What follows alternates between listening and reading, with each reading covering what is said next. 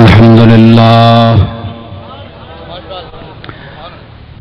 لله وكفى وسلام على عباده الذين اصطفى خصوصا على سيد ولد آدم وخاتم الأنبياء وعلى آله المجتبى وعلى كمل أتباعه من الصديقين والصالحين والشهداء. أما بعد فأعوذ بالله من الشيطان الرجيم. بسم الله الرحمن الرحيم. ألا إن أولياء الله لا خوف عليهم ولا هم يحزنون الذين آمنوا وكانوا يتقون لهم البشرى في الحياة الدنيا وفي الآخرة. صدق الله مولانا العظيم. إن الله وملائكته يصلون على النبي يا أيها الذين آمنوا صلوا عليه وسلموا تسليما. دوشی باواز بلند. اللهم صل على محمد وعلى آل محمد وبارك وسلم وصل عليه. حاضرین محترم، علماء گرامی قدر، دور دراز سے تشریف لائے ہوئے باذوق سامعین، آج گولڑا شریف کے اسٹیشن پر یہ محفل حضرت پیران پیر، پیر دستگیر، مظہر شان رب قدیر،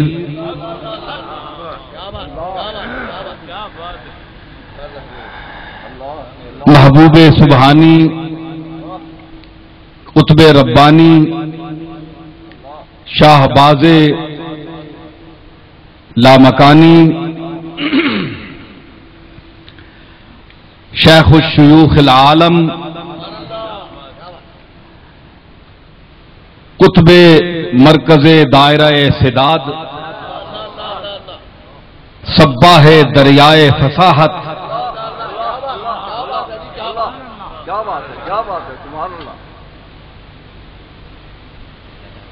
وارث علوم رسول،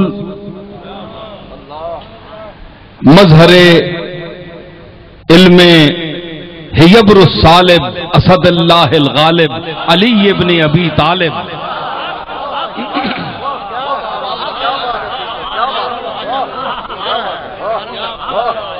وارث، دہرا رہا ہوں، وارث علوم حیبر الصالب، اسد اللہ الغالب، علی ابن ابی طالب.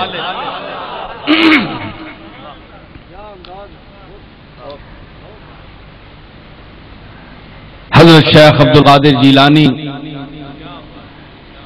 قدس سرہ السامی کے حوالے سے یہ محفل آراستہ و پیراستہ ہے. ایک دو باتیں آغاز کلام میں کرنا چاہتا ہوں کہ گولڑا اسٹیشن، جیسا کہ میرے محترم جناب پیرزادہ نثار المصطفیٰ صاحب نے اشارہ فرمایا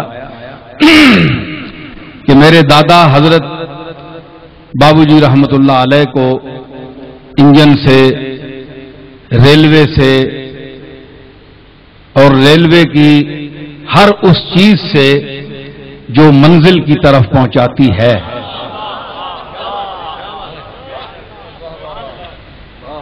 اس منزل کی طرف روانہ ہوتی ہے اور جو مسافر اس میں سوار ہوتے ہیں ان کو آسانی اور سہولت بخشتی ہے، اس ریلوے سے، ریلوے کے محکمے کے افراد جو ہیں ان سے بھی وہ محبت کرتے تھے۔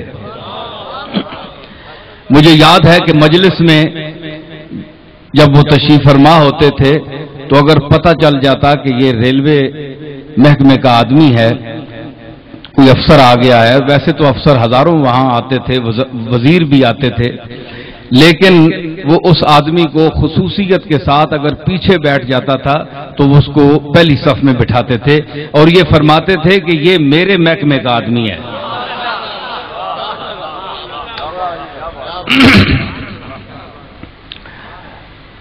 تو حاجی غلاب خان منہاس نے مدت سے مجھے کہہ رکھا تھا کہ یہاں ایک حضرت غوث پاک کے حوالے سے محفل آراستہ ہونی چاہیے، اور مجھے بچپن کا دور یاد ہے جب میں اپنے دادا کے ساتھ آتا تھا، موٹر پہ بیٹھ کے پنڈی آپ جاتے تھے تو غلاب خان منہاس کا والد کاکا اور ایک محمود یہاں ہوتے تھے مرحوم، وہ باؤجی کو پانی پلاتے تھے۔ تو وہ دور، وہ جھلکیاں، وہ ذہن میں تصورات موجود ہیں۔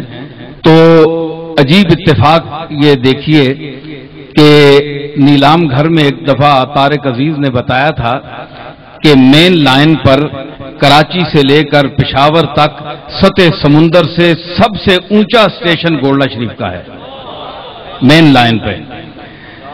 تو اللہ تعالیٰ نے یہ نسبت جو رفعت عطا فرمائی ہے، تو یہ بھی ورفعنا لک ذکرک کا جو مخاطب ہے، جو ذات مخاطب ہے، اس کے حوالے سے، اسی کاف کی اوٹ کے حوالے سے یہ رفعت عطا فرمائی ہے۔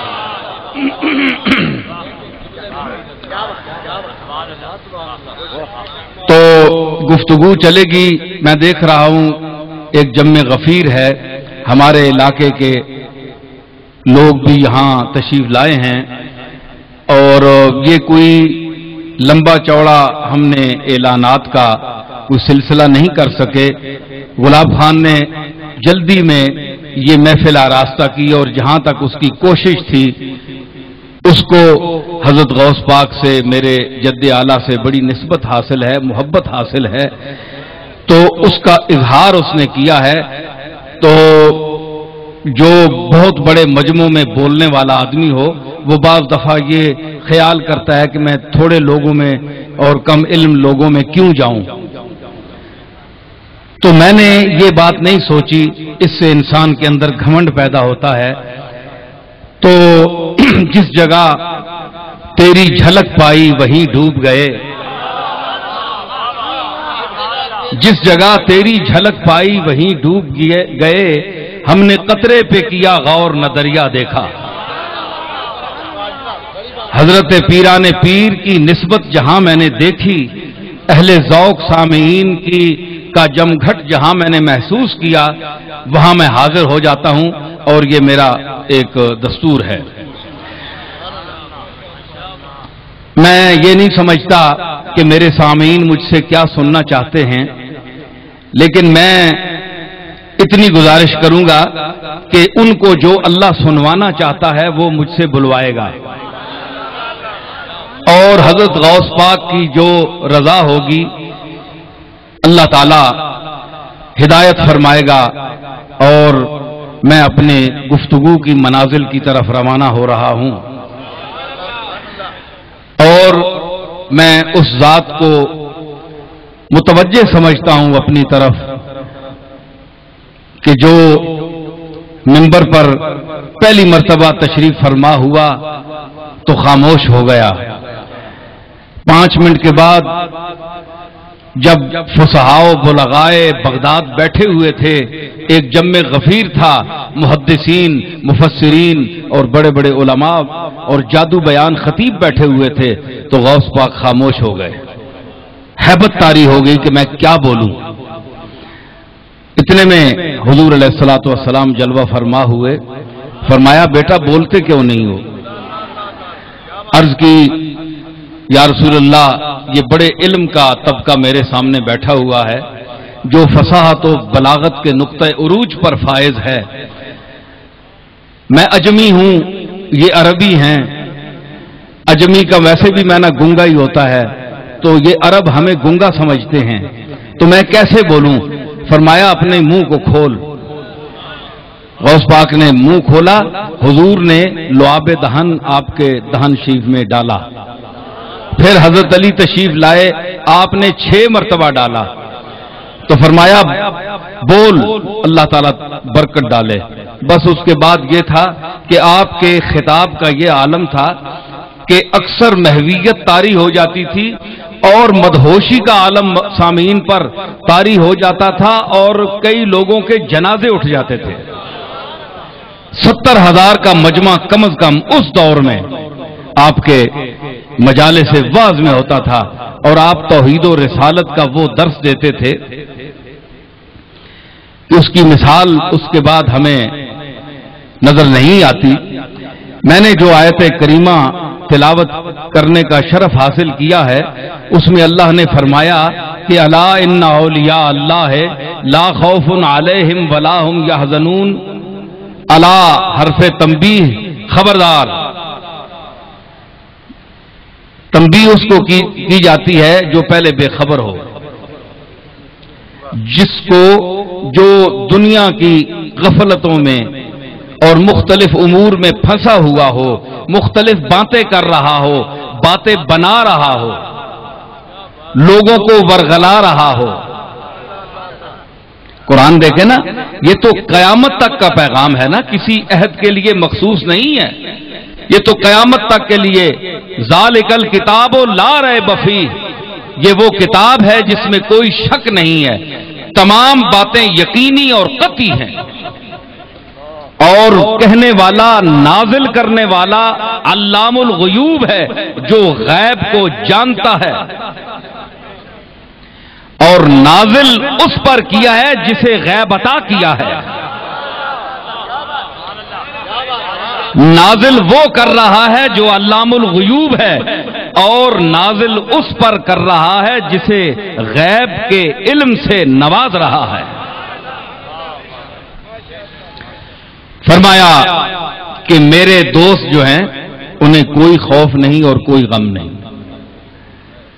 فرمایا اب سوال یہ پیدا ہوتا ہے کہ ایک ہم ہیں کہ ہم اپنی طرف سے کئی لوگوں کو ولی سمجھتے ہیں، یہ بھی ایک دنیا کا ایک دستور ہے، اور آج کل تو بہت عام ہے کہ ایک شخص، چند آدمی ایک شخص کے لیے ایک معیار مقرر کر دیتے ہیں کہ جو اس معیار پر اترے گا وہ ولی ہوگا۔ مثلا پانی کو جو دودھ بنا دے گا وہ ولی ہے، یہ کر دے گا وہ کر دے گا، بڑی چھوٹی موٹی باتیں ان کے معیارات ہوتے ہیں۔ تو اللہ نے فرمایا جو خالق ہے اولیاء کا، جو مالک ہے اولیاء کا، جو داتا ہے اولیاء کا، اولیاء جس کے محتاج ہیں، وہ ایک میٹر بیان کر رہا ہے کہ ولی کون ہے؟ الذین آمنوا، جو پہلے ایمان لائے، شرط ولایت ایمان ہے اور اس کے بعد تقوی ہے۔ الذین آمنوا وکانوا یتقون، اور عمر بھر انہوں نے تقوی اختیار کیے رکھا، وہ میرے دوست ہیں۔ یہ چند دن کا عارضی تقوی نہیں ہے، یہ نمائشی تقوی نہیں ہے، بلکہ کانوا یتقون، استمرار ہے، دوام ہے، جب تک وہ زندہ رہے انہوں نے تقوی اختیار کیا، وہ میرے دوست ہیں، میں ان کا دوست ہوں۔ تو جائے یہ یک طرفہ بات تو نہیں ہوتی، جو کسی کا دوست ہو، جو کہے کہ الا ان اولیاء اللہ ہے، جو اللہ کے دوست ہیں، تو اب یہ کہا جائے کہ اللہ کے دوست ہیں تو کیا اللہ بھی ان کا دوست ہے؟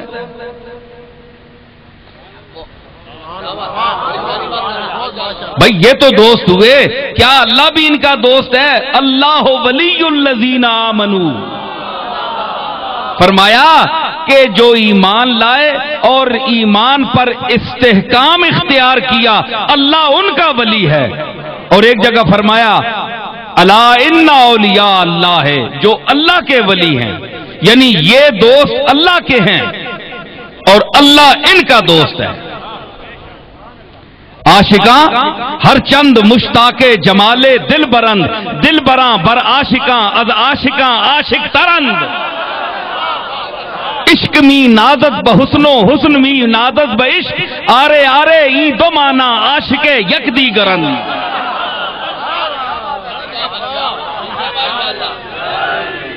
इश्क नाज करता है हुस्न पर, हुस्न नाज करता है इश्क पर। तो साबित हुआ कि जो अल्लाह के वली हैं ये दो तरफा ताली बजती है। एक वैसे तो सब कहते हैं जनाब हम भी अल्लाह के दोस्त हैं, हमें भी अल्लाह दोस्त बना ले, सबकी ख्वाहिश है जी। कई चिल्ले करते हैं, क्या क्या मुसीबतें झेलते हैं, वज़ाइफ पढ़ते हैं, कुरान मजीद नहीं पढ़ते, वजीफे ज्यादा पढ़ते हैं। जो अल्लाह ने किताब नाजिल की है उस पर गौर नहीं करते, ज्यादातर और चीजें विलायत हासिल करने के लिए कई पागल हो जाते हैं। अक्सर पागलों को केस हमारे पास आता है वजीफे पढ़ पढ़ के।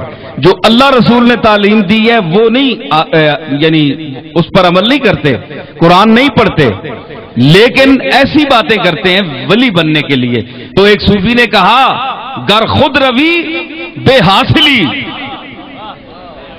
अगर तू खुद जाए उसकी तरफ तो ये बेहासिल है। सारा दिन सुबह से लेकर अल्लाह अल्लाह अल्लाह अल्लाह करता रहे तो शाम को वो कहे कि मैं तुझे अपना बंदा ही तस्लीम नहीं करता। सारा दिन तू शोर मचाता रहा, तेरी नीयत ठीक नहीं थी। तो दुनिया के हुसूल के लिए और मुख्तलिफ मकासद के लिए मेरा नाम लेता रहा तो शाम को वो कहे कि बेहासिली, ये तेरा जितना जो कुछ तुमने किया है ये बेहासिल है। और चूं ऊ कशीदत वासिली, और जब वो तुझे खुद खींच ले कि आ मेरे बंदे तू मेरा बंदा है तो तू वासिल जात हो जाएगा, जात से मिल जाएगा। हजरत पीरे हिरात जिन्हें मौलाना अब्दुल रहमान जामी ने पीरे हिरात का लक़ब दिया, उनके मज़ार पर अपने दादा के साथ हाजिर हुआ था तो वो फरमाते हैं कि अगर यक बार गोई बंदे मन रवत अज अर्श बाला खंदे मन, कि ए अल्लाह अगर तू मुझे एक मर्तबा अपना बंदा कह दे कि तू मेरा बंदा है, मुझे बंदों की सफ में तू शामिल कर ले तो मेरी हंसी खुशी के मारे अर्श से भी ऊपर गुजर जाएगी। तो ये अल्लाह चुन लेता है।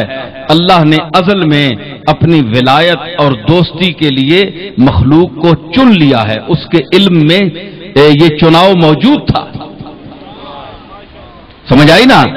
तो लेकिन फिर भी शरीयत जब नाजिल की, कुरान मजीद नाजिल किया तो हिदायत का पूरा सामान मुहैया किया और उस पर कहा कि मेरे दोस्त वो हैं अल्लज़ीना आमनू वकानू यत्तकून, जिन्होंने तकवा इख्तियार किया, लहुमुल बुशरा फिल हयात दुनिया व फिल आखिरा, उनके लिए खुशखबरी है दुनिया में भी और आखिरत में भी।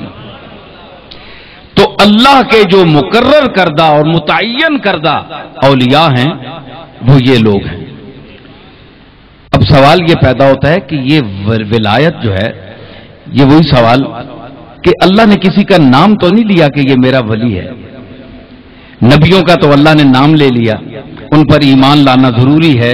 जिन नबियों का नाम नहीं लिया 1,24,000 और कमोबेश थे तो सबका नाम तो नहीं लिया गया, लेकिन उसमें ये अकीदा दे दिया कुल्लुन आमना बिल्लाहि व मलाइकतिही व कुतुबिही व रुसुलिही,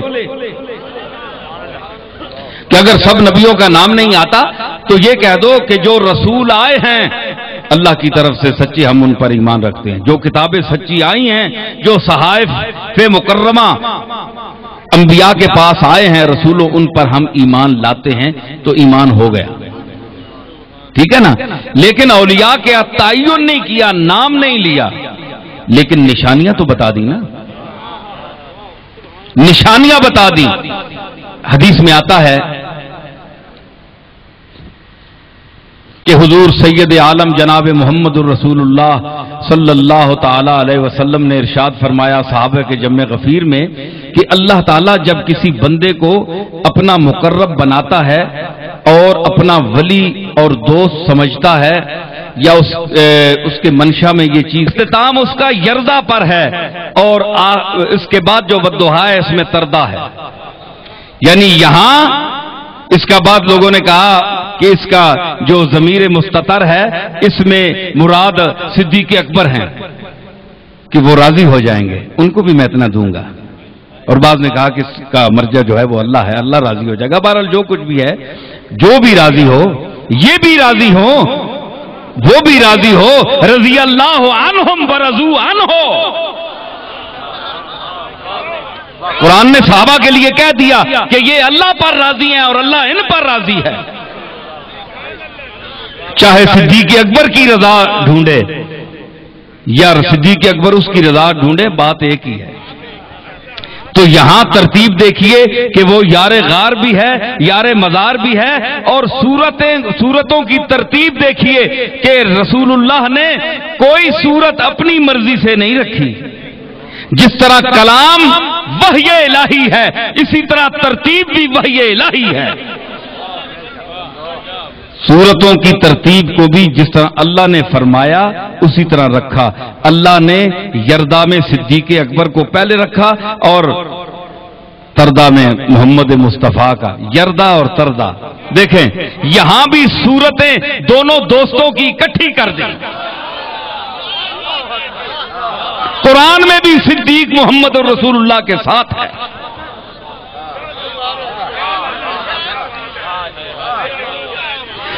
تو کیا فرمایا کہ فَلَنُوَلِّيَنَّكَ قِبْلَةً تَرْضَاهَا، ہم تو راضی ہو جائے گا. تو کیا ہے بتا تیری رضا کیا ہے. فٹ ہو گئی نا گل، صحیح ہوگی. حضور کی ایک حدیث آتی ہے، فرمایا جمع غفیر بیٹھا تھا صحابہ کا، حضرت صدیق اکبر بھی تشریف فرما تھے، حضرت عمر بھی، حضرت عثمان، تمام جلیل القدر صحابہ تشریف فرمائے تھے. تو حضور نے فرمایا آپ کا آخری دور تھا، فرمانے لگے کہ اللہ نے ایک بندے کو اختیار دیا ہے کہ وہ اس کی طرف چلا جائے یا دنیا میں رہے. یہ حدیث ہے اور تمام مستند مجموعہ ہائے حدیث میں یہ حدیث موجود ہے، کسی نے اس پر اعتراض نہیں کیا. تو محفل برخاست ہوئی تو حضرت صدیق اکبر رونے لگے اسی مجلس میں. تو صحابہ نے عرض کی کہ حضرت آپ کیوں رو رہے ہیں؟ ہمیں تو کوئی آپ نے حضور نے ایک بات فرمائی تھی. فرمایا نہیں، مجھے اس سے جدائی کی بو آ رہی ہے. یہ اپنی رخصتی کا حضور الوداع کا ذکر کر رہے ہیں کہ میں دنیا سے جانے والا ہوں. تو اس بندے نے فرمایا، حضور نے فرمایا کہ اس بندے نے اختیار کیا کہ اے مالک میں تیری صحبت اور تیری رفاقت کو ترجیح دیتا ہوں دنیا میں رہنے سے. میں دنیا میں نہیں رہتا، اب میں تیری طرف ہوں. تو اب دیکھیے کہ یہ اختیار دیا نا، یہ اختیار دیا نا. آپ تو کہتے ہیں کوئی اختیار نہیں ہے. بھئی آپ کو اختیار نہیں دیا ہوگا، آپ کو اختیار نہیں دیا، لیکن جس کو وہ دینا چاہتا ہے اس کو اپنی صفات کے ظہور میں بھی اختیار دیتا ہے. انی اخلق لکم من الطین کہیئۃ الطیر فانفخ فیہ فیکون طیرا باذن اللہ. اپنے کاموں میں بھی اختیار دیا اس نے. دیکھو اللہ کی مرضی کے سوا عیسیٰ کچھ کر سکتے تھے؟ نہیں کر سکتے تھے. لیکن ان کو محمد عربی کو زندگی کا اختیار دیا. حضور بتا تیری رضا کیا ہے؟ دنیا میں رہنا چاہتا ہے یا میرے پاس آنا چاہتا ہے؟ یہ آپ کا ہمارا تعلق ہے کہ ہم مجبور حیات ہیں. نہیں جی، کہ جب تک ہمیں جینا اس نے ہماری گردن میں ڈال رکھا ہے تو ہم نے جینا ہے. جب موت دے دے گا تو ہم نے مجبوراً مرنا ہے. ہماری حیات بھی مجبور ہے، ہماری موت بھی مجبور ہے. نہیں جی، زندگی در گردنم مفتاد بے دل چارہ نیست. مرزا بے دل کہتا ہے کہ زندگی تو میری گردن میں پڑ گئی ہے. زندگی در گردنم مفتاد بے دل چارہ نیست. شاد باید زیستن ناشاد باید زیستن. اب اگر تم نے غمگین ہو کر رہنا ہے تو یہ بھی تم نے زندگی گزارنی ہے. اگر خوشی ملی ہے تو خوشی والوں کی بھی زندگی گزر جائے گی, غم والوں کی بھی گزر جائے گی. یہ تو اس نے لکھ رکھا ہے جب تک جو شخص زندہ رہے گا. تو یہ مجبور ہے حیات ہے جی. تو یہ ہماری ہے. جس طرح استاد ذوق نے کہا لائی حیات آئے قضا لے چلی چلے لائی حیات آئے. یہ صرف خشک مولویوں کی محفل نہیں ہے, یہ چشتیوں نظامیوں کی محفل ہے.